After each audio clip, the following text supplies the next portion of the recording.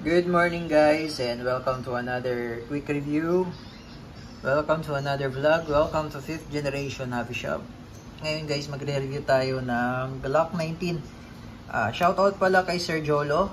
This is the Glock 19 Airsoft Pistol Gen 5. Officially licensed product of Glock by Umarex Gen 5 MOS.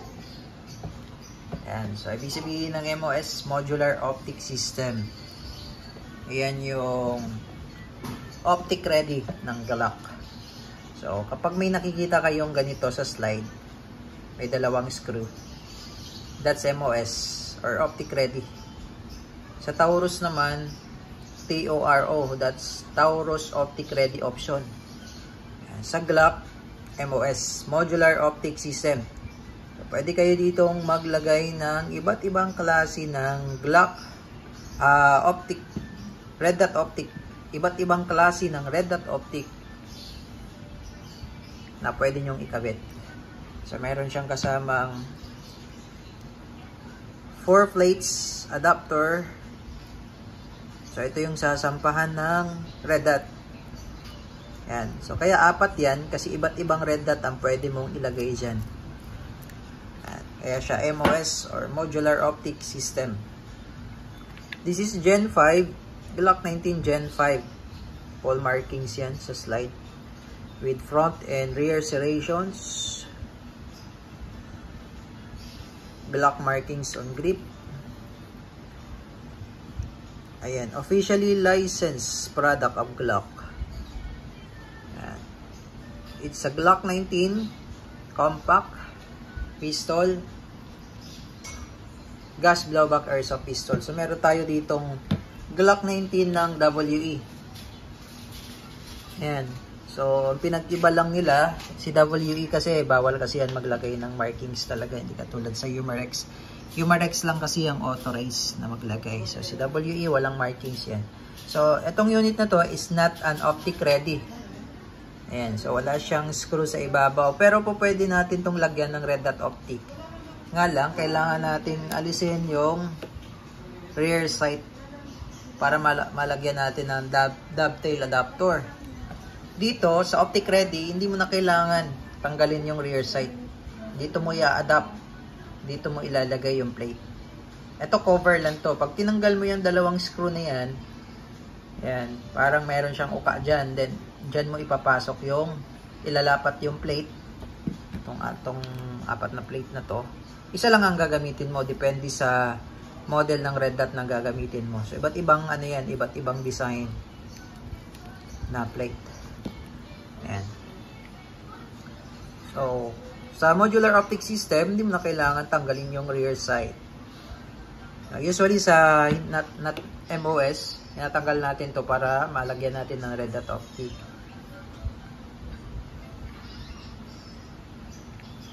Siguro gagawa tayo ng ibang video demonstration sa pagkabit ng red dot optic. Okay.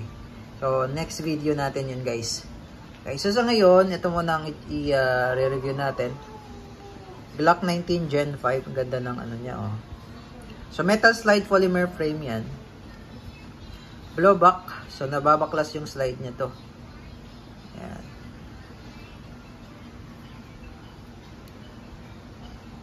Ayan. It's a compact pistol. Mas maliit siya compared to Glock 17. Ayan. Okay, so ayan yung kanyang box. Airsoft gun, caliber 6mm Glock 19. This is Umarex brand. Glock 19 Gen 5 MOS.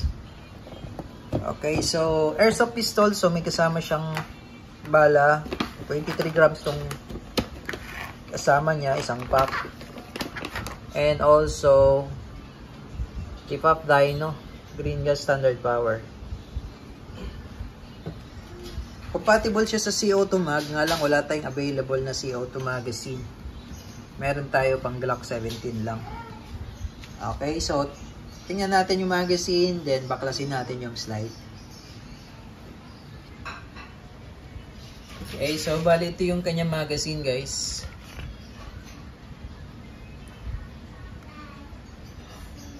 Yan, tapos meron din siyang Glock dito. Glock markings. And ito ay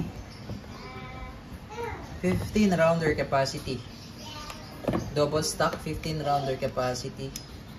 Gas magazine. So, as I've said, compatible siya sa CO2 mag. Nga lang, wala tayong available na CO2 magazine. Meron tayo Glock 17. Glock 17 magazine. Pero po pwede siya. Nga lang, medyo lagpas. So, kailangan natin siya ng sleeve. Yung mag sleeve. Para hindi siya pangitin yan. Pero okay lang. So, compatible siya sa CO2 magazine. This is CO2 magazine ng Glock 17. Ayan. So, magkakaroon din naman tayo ng CO2 magazine ng Glock 19. So, sa ngayon, wala pa tayong stock. Ayan. So, it's a blowback pistol. Yan, parang sa airsoft din na sa Wii. Airsoft. Okay. Airsoft pistol. Yan. Ang kagandahan lang niya compared to Glock 19 na Wii, si Glock 19 rear serrations lang. Wala siyang serrations sa front. Ito, dagdag pogi points yung serrations niya sa front. Diba? So, babaklasin natin. Nasa lang, isang beses, then itong disassembly latch. Napapansin ko rin dito sa disassembly latch niya, maganda, malambot lang. Ayan, maganda. So, ito yung internals ng Umarex Glock 19. Ayan, check natin yung internals ng WE. Ha? WE, okay din.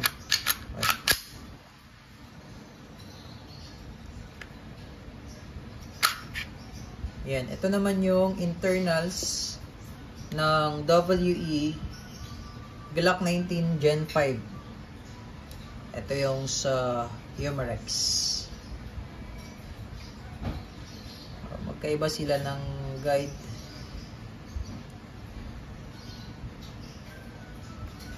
Guide flag. So, halos same lang din. Ito lang pinag-iba nila. Guide rod pala, sorry. Yung guide rod. Si Umarex kasi parang meron siyang stopper dito. Parang siyang buffer. Si Wii straight lang siya. Pero ito si Gen 5 kasi may adapter yan dito. Ito kasi nasi-separate yan. Ito naaalis yan eh. Meron yang lock dyan. Si WE maganda rin yung internals ni WE. Ito si Umarex. So, lagyan natin ng oil.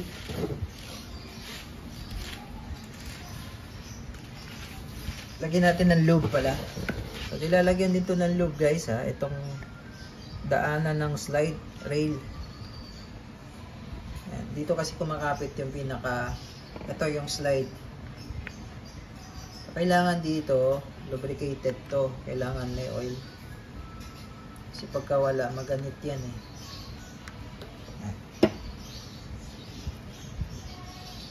Pagbabalik naman, eto, pasok mo lang siya dito. Dahan-dahan lang kasi minsan sumasabit yung guide rod.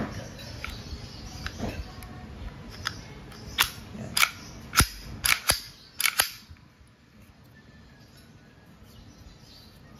Kaya ko lang inulit-ulit yung pagkasa para yung oil. Kumalat yung oil. Smooth na siya ngayon. Ito yung sawi. Yan, meron pa namang oil to.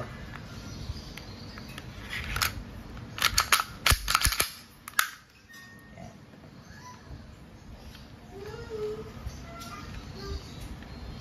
So, load tayo ng gas.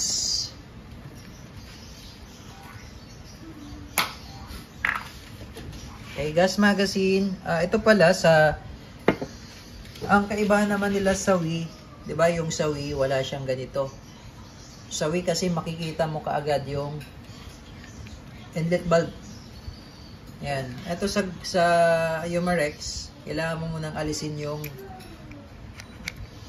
mag base or base pad para ma-access mo yung valve. So, lagyan natin ng gas.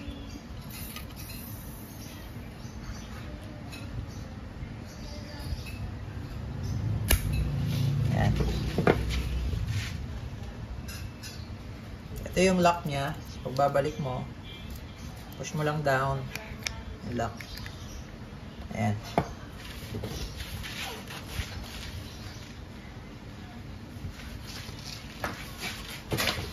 Load tayo ng bala.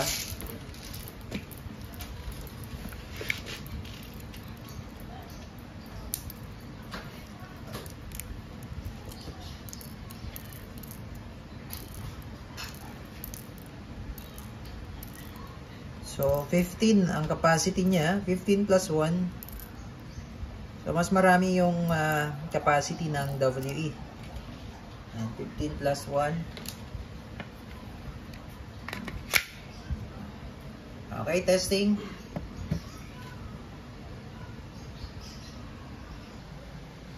Glock 19 Gen 5 by Umarex Airsoft Pistol.